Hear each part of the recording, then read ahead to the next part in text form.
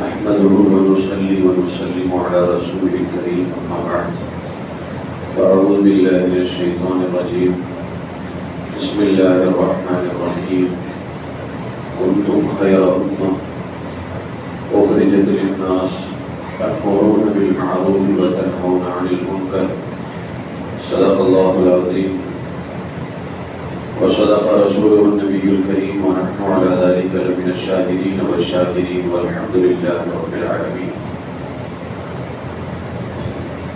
معزز و محترم سامعین اکرام و حاضر جماعت، السلام علیکم ورحمۃ اللہ وبرکاتہ.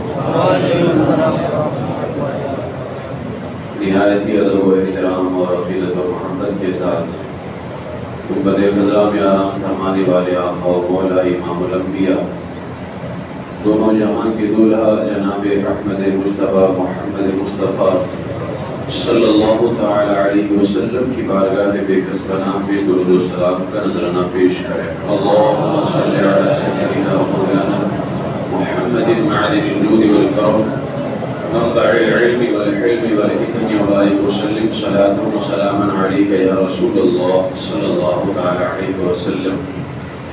نبی اور آل نبی کی بارگاہ میں حصول برکت کے لیے ایک مرتبہ اور پڑھ لیں. صلی اللہ علی نبی الامی وآلہ صلی اللہ علیہ وسلم صلاۃ و سلاما علیک یا رسول اللہ صلی اللہ علیہ وسلم.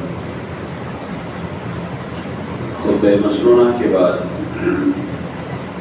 قرآن مقدس کی جس آیت کریمہ کی تلاوت کی ہے، چوتھے پارے کی ہے، اللہ تعالیٰ ارشاد فرماتا ہے کنتم خیر امہ، تم بہترین امت ہو، اخرجت للناس، ان تمام امتوں میں جو لوگوں کے لیے نکالی گئی. یعنی اللہ تبارک و تعالیٰ نے اپنے محبوب ہمارے آقا صلی اللہ علیہ وسلم کی امت سے فرمایا کہ تم بہترین امت ہو. ان امتوں سے جو امتیں اس سے پہلے دنیا میں آئیں اور پھر ہماری ذمہ داری بیان کی، تأمرون بالمعروف وتنہون عن المنکر، بھلائی کا حکم دیتے ہو اور برائی سے منع کرتے ہو. بہت ہی افسوس کے ساتھ یہ کہنا پڑتا ہے کہ خیر امت کا جو منصب ہے، یعنی بہترین امت ہونے کا جو منصب ہے، یہ اللہ تبارک و تعالیٰ نے ہمیں کسی تبلیغ یا کسی اور عمل کی وجہ سے نہیں عطا فرمایا. خیر امت کا منصب اللہ نے ہمیں صرف اور صرف رسول پاک صلی اللہ علیہ وسلم کی وجہ سے عطا فرمایا، کوئی اور وجہ نہیں ہے. پچھلی قومیں بھی بھلائی کا حکم دیتی تھی، برائی سے منع کرتی تھی. یہ الگ بات ہے کہ جو تعداد رسول پاک علیہ السلام کے غلاموں کی ہے وہ کسی اور انبیاء کے غلاموں کی تعداد نہیں رہی ہے، لیکن بھلائی سے حکم دیتے تھے، بھلے ان میں تعداد کم تھی، برائی سے بھی منع کرتے تھے، لیکن اللہ نے انہیں یہ منصب تو عطا نہیں فرمایا. یہ منصب اللہ تبارک و تعالیٰ نے صرف اور صرف رسول پاک کے غلاموں کو عطا فرمایا ہے.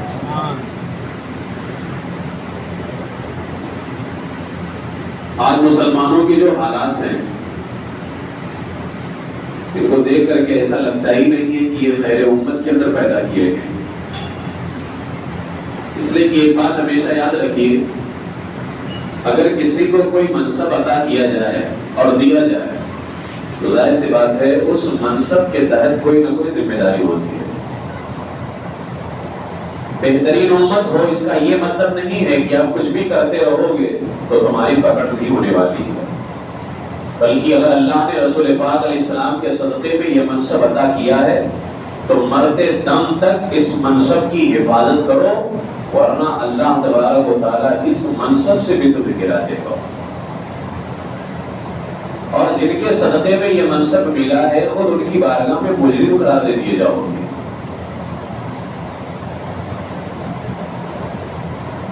آج حالات، ابھی سرکار مخدوم پاک کا عرس ہوا ہے، جس طرح سے عرس منایا ہے لوگوں نے، اتنی بدتمیزی کے ساتھ، اتنی بے حیائی اور بے شرمی کے ساتھ عرس منایا ہے، میرے خیال سے ایسا تو کافر اپنے کافروں کا میلہ نکالتے ہیں جس طرح سے ہم نے ہمارے بزرگ کا میلہ نکالا ہوا ہے۔ شرم نہیں آتی ہو، بالکل بے حیا ہو چکے ہیں، غیرت اور حیا نام کی ان کے اندر کوئی چیز نہیں رہ گئی ہے۔ حالات مسلمانوں کے کیا ہیں؟ کیا ہندوستان میں تم بچے ہوئے ہو؟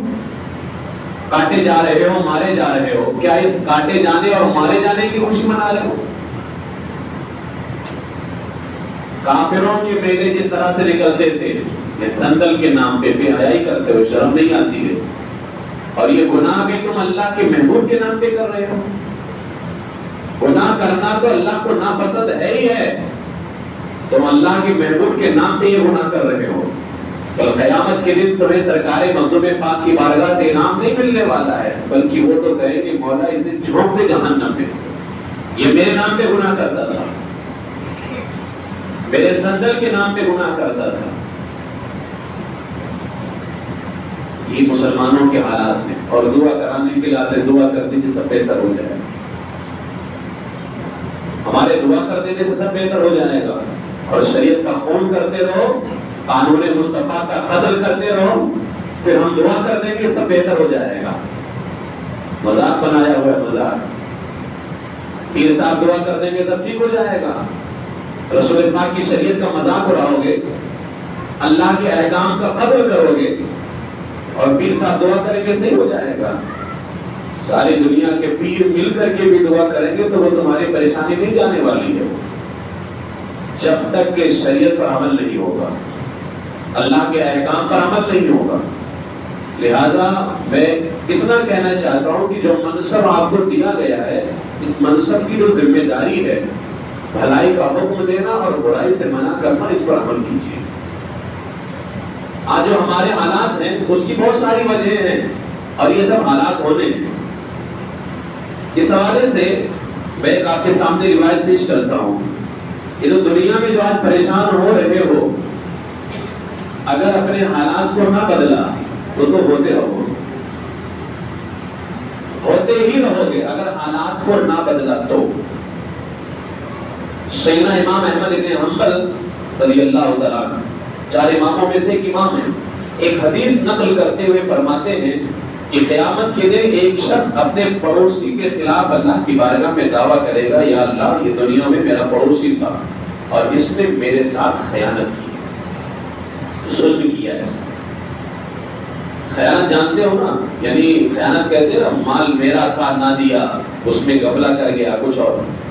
اب جب وہ دعویٰ کرے گا کہ اس نے میرے ساتھ خیانت کی ہے، تو دوسرا کہے گا اللہ کی بارگاہ میں، اللہ تیری عزت اور تیرے جلال کی قسم، میں نے کبھی بھی اس کے مال میں کوئی خیانت نہیں کی۔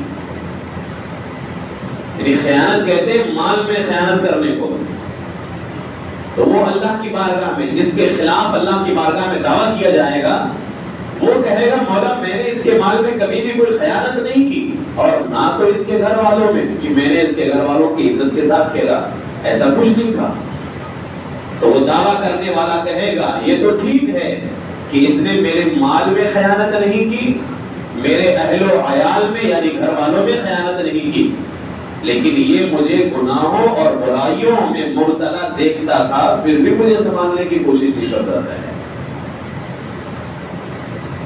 اس سے مال میں خیانت نہیں ہوتی ہے، اہل و عیال میں خیانت نہیں ہوتی ہے۔ اگر کسی کو گناہ کرتے دیکھا اور منع نہ کیا تو یہ بھی اس کے ساتھ خیانت ہے۔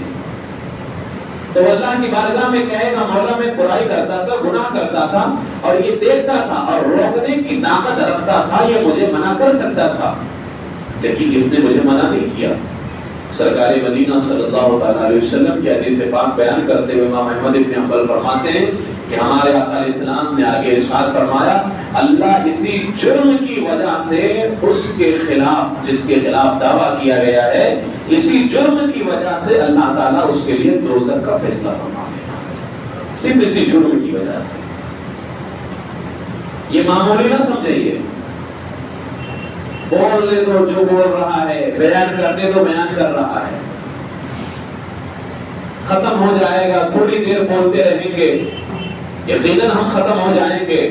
کوئی دنیا میں ہمیشہ رہنے نہیں آیا ہے، لیکن جو تمہیں جہنم میں عذاب ملنے والا ہے اس کا بھی تو کچھ خیال کرو۔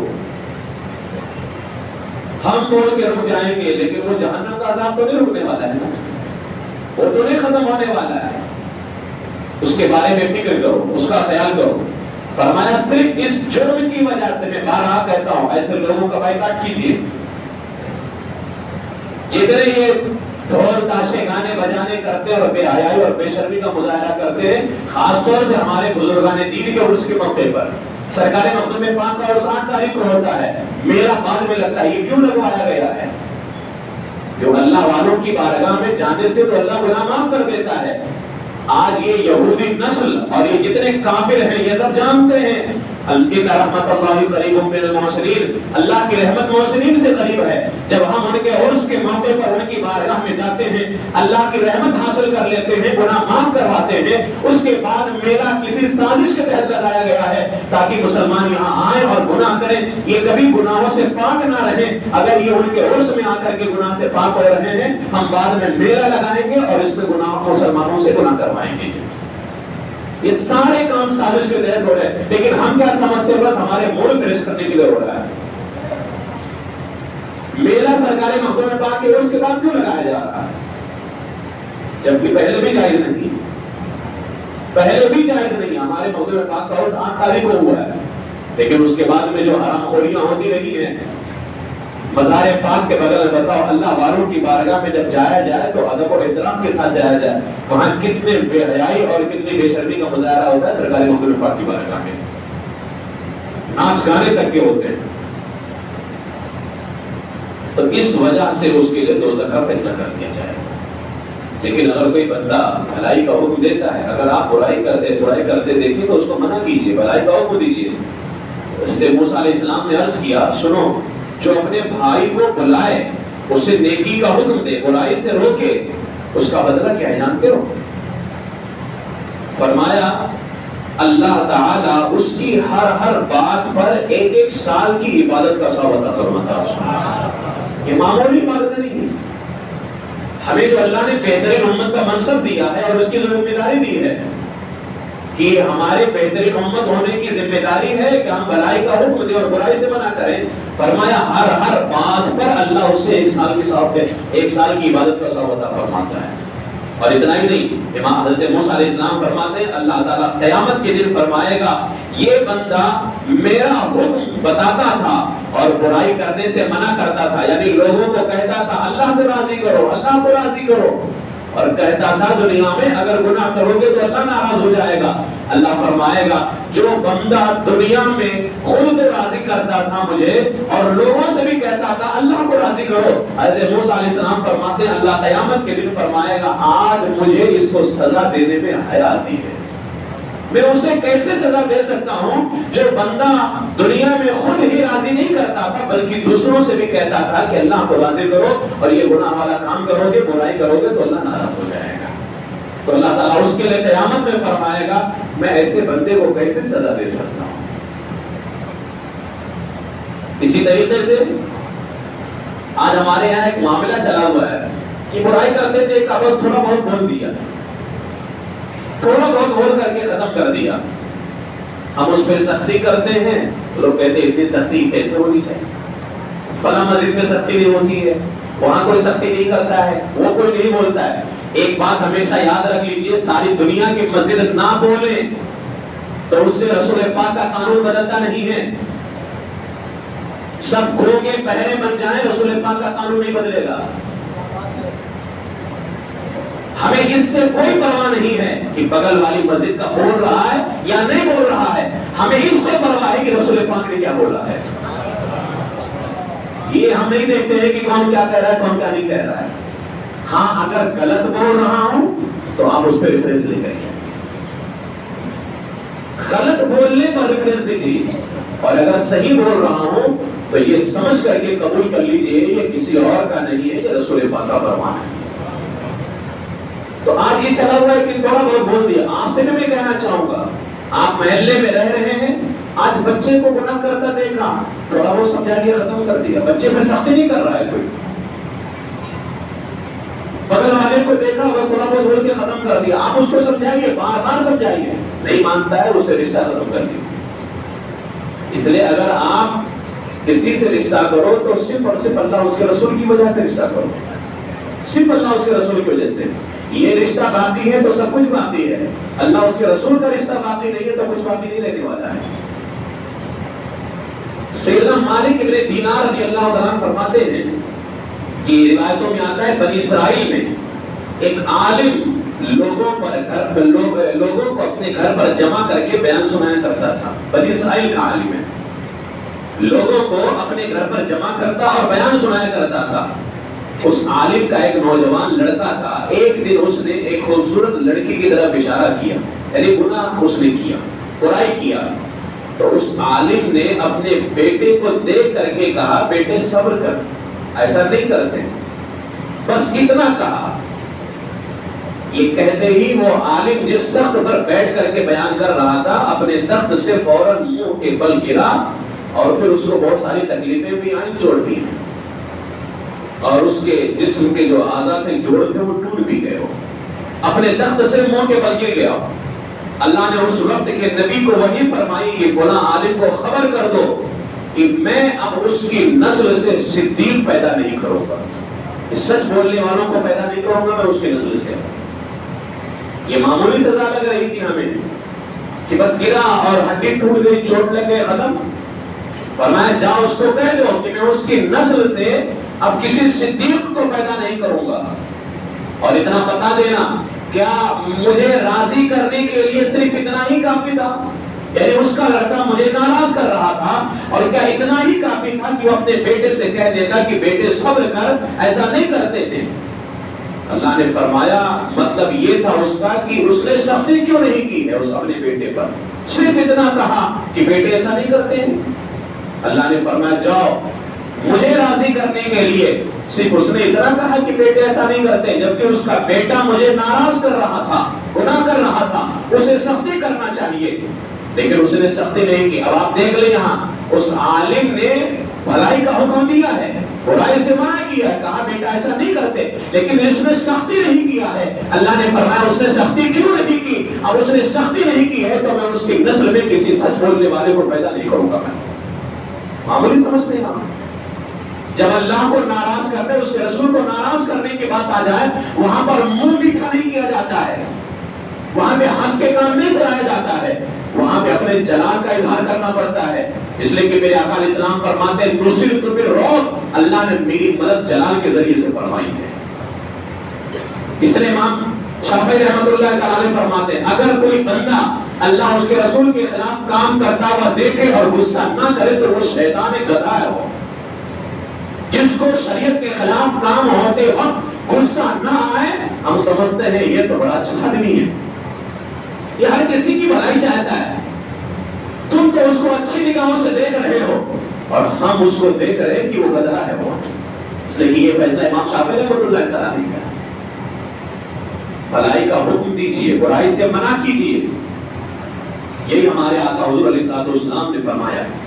اور سیدنا ابو درداء فرماتے ہیں کہ تم نیکی کا حکم دو اور برائی سے منع کرو, اگر تم نے ایسا نہ کیا تو ایک دن تم پر کسی ظالم بادشاہ کو مسلط کر دیا جائے گا, اور جب وہ ظالم بادشاہ آئے گا تمہارے چھوٹے لوگوں پر رحم نہیں کرے گا, تمہارے نیک لوگ دعائیں کریں گے لیکن اللہ ان کی دعاؤں کو قبول نہیں کرے گا. اور سنو, تم اگر معافیاں بھی مانگو گے اللہ کی بارگاہ میں تو اللہ تعالیٰ تمہاری معافی کو بھی قبول نہیں کرے گا, اس سے پہلے کہ تم پر ظالم بادشاہ مسلط کر دیا جائے. آج ہم پہ مسلط ہے ظالم بادشاہ, کیوں چیخ رہے ہو, کیوں چلا رہے ہو, پروٹیسٹ کیوں کر رہے ہو؟ جب ایک نہیں ہزاروں لاکھوں کروڑوں سینکڑوں پروٹیسٹ کر لے جاؤ, احتجاج کر لو, کچھ نہیں ہوگا جب تک اللہ راضی نہیں ہوگا, کچھ نہیں ہونے والا ہے جب تک اللہ راضی نہیں ہوگا. اس لیے کہ اس کو مسلط کرنے والا اللہ ہی ہے اور ہٹانے والا بھی اللہ ہی ہے, ہٹانے والا بھی اللہ ہی ہے. تم ہٹانے کے لیے احتجاج اور مظاہرے کرتے ہو, نہیں ہٹا سکتے. اللہ کو راضی کر لو, اللہ اس کو ہٹا دے گا. اس کو ہٹا دے گا اللہ تبارک و تعالیٰ، لیکن اللہ کو راضی نہیں۔ ایک آخری میں آپ کے سامنے پیش کرتا ہوں، میں یہاں پر سیدنا مولا علی رضی اللہ تعالیٰ عنہ کا ایک فرمان پیش کرتا ہوں ان لوگوں کے لیے بھی۔ میں بہت مرتبہ کہتا ہوں، جیسے اقامت کے پہ لوگ کھڑے رہتے ہیں، کہتا ہوں کہ لوگ بولے ان کو، تو کچھ لوگوں نے مجھ سے کہا کہ حضرت بولتے ہیں، لیکن وہ جو اندر گھس رہا ہوتا ہے نا اقامت کے وقت میں، وہ کہتا ہے کہ آپ اپنا دیکھتے رہیے۔ یہ حالات ہے، سامنے والا کیا بتا رہا ہے؟ اپنے باپ کی بات بتا رہا ہوں، سامنے والا یہی تو کہہ رہا ہے نا کہ اقامت کے وقت میں حی علی الصلاۃ حی علی الفلاح سے پہلے کھڑے نہیں ہوتے، بیٹھ جاؤ۔ یہ کس کا فرمان ہے؟ یہ رسول اللہ کا فرمان ہے، یہ ان کا عمل ہے، لیکن وہ دھڑلے سے آ رہا ہوتا ہے کہ بس تم بولتے رہو۔ اور لوگ یہ کہتے ہیں جو نا کہ یہ تو بس تم ہی لوگ بولتے، باقی کوئی نہیں بولتا ہے۔ سیدنا مولا علی رضی اللہ تعالیٰ عنہ کا فرمان سنیں، میں نے جب اس کو پڑھا نا تو مجھے بڑی تسلی ہوئی کہ الحمدللہ ہمارا شمار ان لوگوں میں نہیں ہوتا ہے، ہمارا شمار بھلے کم لوگوں میں ہوتا ہے لیکن سچے لوگوں میں ہوتا ہے، سچے لوگوں میں ہوتا ہے۔ سیدنا مولا علی فرماتے ہیں لوگوں پر ایک وقت آئے گا، یہ وقت آج ہمارے سامنے آ چکا ہے۔ مولا علی فرماتے ہیں لوگوں پر ایک وقت آئے گا کہ لوگوں میں برائی کو برائی کہنے والے تمام لوگوں کے 10ویں حصے سے بھی کم ہو جائیں گے۔ وہ یعنی سارے لوگوں کے 10 حصے کیے جائیں تو جتنا 10واں حصہ ہوگا ان 10ویں حصے سے بھی کم ہو جائیں گے وہ لوگ جو برائی کو برائی کہیں گے اور بھلائی کا حکم دیں گے۔ پھر میرے آقا مولا علی فرماتے ہیں اس کے بعد یہ 10واں حصہ بھی چلا جائے گا تو پھر کوئی برائی کو برائی کہنے والا نہیں رہ جائے گا، برائی کو برائی کہنے والا نہیں رہ جائے گا۔ کتنی مسجدوں میں لوگ امام کو صرف اس لیے ہٹا دیتے ہیں کہ یہ بہت زیادہ بولتا ہے، اور جب پتا کیا جاتا ہے کیا بولتا ہے تو پتا چلا کہ وہ حق بولتا ہے، حق بولتا ہے۔ مولا علی فرماتے ہیں پھر اس جب وہ بھی نہیں رہ جائے گا تو پھر برائی کو برائی کرنے والا کوئی نہیں رہ جائے گا۔ وقت نہیں، ورنہ اس پر میں کئی واقعات آپ کے سامنے پیش کر دیتا کہ پھر لوگوں کے حالات کیا ہوئے۔ ہمارے آقا حضور تاجدار مدینہ علیہ السلام نے ارشاد فرمایا، سیدنا ابو امامہ فرماتے ہیں کہ اس امت میں سے بعض لوگ قیامت کے دن بندر اور سور کی شکل میں اٹھائے جائیں گے۔ اسی امت میں سے، پچھلے امت میں سے نہیں، یہ مت سوچئے گا پچھلے امت میں سے، اس امت سے، جس امت میں ہم اور آپ ہیں، جن کو خیر امت کا منصب دیا گیا، تو جو اس بھلائی کے منصب پر قائم ہو کر کے ذمہ داری نبھا رہے ہیں، میرے آقا اسلام نے فرمایا وہ تو چمکتے چہرے کے ساتھ ہوں گے، لیکن اسی امت میں سے جن کو بھلائی کا منصب دیا گیا ہے، خیر امت کا منصب عطا کیا گیا ہے، اس امت میں سے بندر اور سور کی شکل میں اٹھائے جائیں گے۔ وہ میرے آقا اسلام نے فرمایا جانتے ہو بندر اور سور کی شکل میں کیوں اٹھائے جائیں گے؟ فرمایا اس لیے کہ وہ گنہگاروں سے رابطے رکھتے ہوں گے اور ان کو روکتے نہیں ہوں گے۔ وہ گناہ نہیں کرتا ہے، یہ جو بندر اور سور کی شکل میں اٹھایا جا رہا ہے یہ خود گناہ نہیں کرتا ہے، اس کا گناہ اتنا ہے کہ گناہ کرنے والے کے ساتھ دے رہا ہے اور اس کو روکتا نہیں ہے۔ امام شارانی فرماتے ہیں بتاؤ اس کا حال کیا ہوگا جو خود گناہ کرتا ہوگا۔ لہذا اگر آپ چاہتے ہیں کہ ہماری آخرت بہتر ہو اور دنیا بہتر ہو، بھلائی کا حکم دیجیے، برائی سے منع کیجیے، اور اگر کوئی نہیں مانتا ہے آپ اس کو دور کر دیجیے۔ الحب للہ البغض للہ، محبت بھی اللہ کی ہونی چاہیے، دشمنی بھی اللہ کی ہونی چاہیے، اس کو الگ کر دیجیے، ختم کر دیجیے، ورنہ یہ وبال آپ پر آئے گا، یہ مصیبت آپ پر بھی آئے گی۔ لہذا میرے عزیزو، خیر امت کا جو منصب آپ کو دیا گیا ہے اس منصب کی حفاظت کریں اور اس منصب کی جو ذمہ داری ہے اس کو پورا کریں، بھلائی کا حکم دیں اور برائی سے منع کریں۔ آپ تمامی حضرات سے بھی گزارش کرتا ہوں کہ جو بھی کہا گیا ہے اس پر عمل کی کوشش کریں اور اللہ تعالیٰ سے دعا